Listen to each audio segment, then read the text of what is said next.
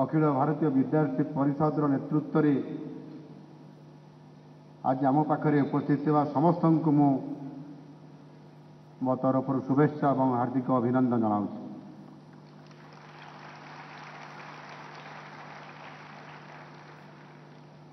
आज ये अखिल भारतीय विद्यार्थी परिषद 50तम राज्य अधिवेशन रे आपण मानकर सहित मो निजको सामिल करि पारिथिबारु मो अत्यंत आनंदित।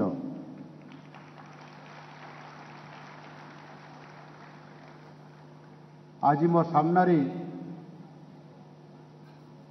आम ओडिशार आम ओडिया युवशक्ति और आम ओडिशार भविष्य पीढ़ी ये बसी स्वाधीनतार 100 वर्ष पूर्ति अर्थात 2047 मसीहा सुधा आम प्रिय मातृभूमि भारत को विकसित भारत रे परिणत करिबा तथा विश्व रे अर्थनैतिक क्षेत्र रे भारत एक प्रमुख भूमिका ग्रहण करिवो। आउ सेथिपाई यशस्वी प्रधानमंत्री मान्यवर श्रीयुक्त नरेंद्र मोदी जी जो संकल्प नहीं ताकू कार्य करने मध्य आमे समस्ते आम सरकार और आमे समस्ते संकल्पबद्ध।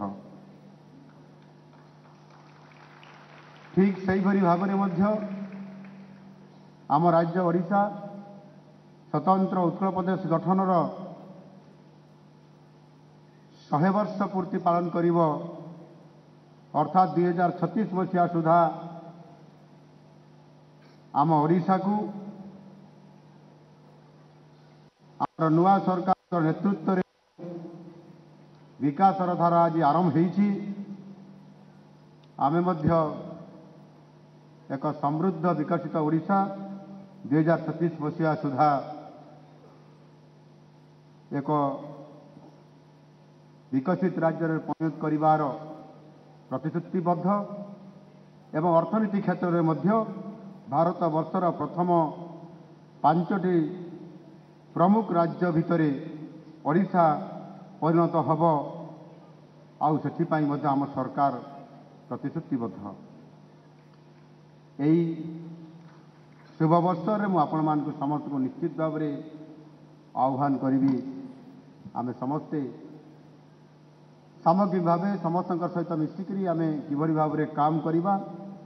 आउ सेइथिपाई आज आपण माने समस्ते छात्र हिसाब रे आज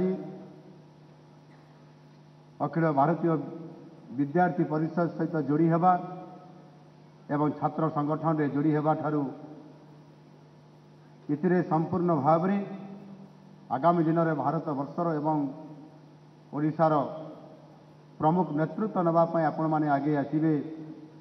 आउ सेथिपाई आज आपण माने समस्त छात्र अवस्था ही एक शैक्षिक वातावरण भितर किभली भाव में आपण मानकर ज्ञान वृद्धि हेब, किभली भाव में आपण मानकर समस्तंकर चरित्र निर्माण हब एवं किपरि भाव में आपण माने समस्ते ज्ञान और चरित्र सहित समस्ते एकतार मंत्र रे एकता तैयारी करी आमे समस्ते एक आउ आमे समस्ते अखिल भारतीय विद्यार्थी परिषद आमर समस्त आमे सदस्य एवं आम समस्तंकर से गोटे भावना आमे समस्ते राष्ट्रीयतार काम रे आमे समस्ते लागिबा एवं ये राष्ट्र को यशस्वी करैबा।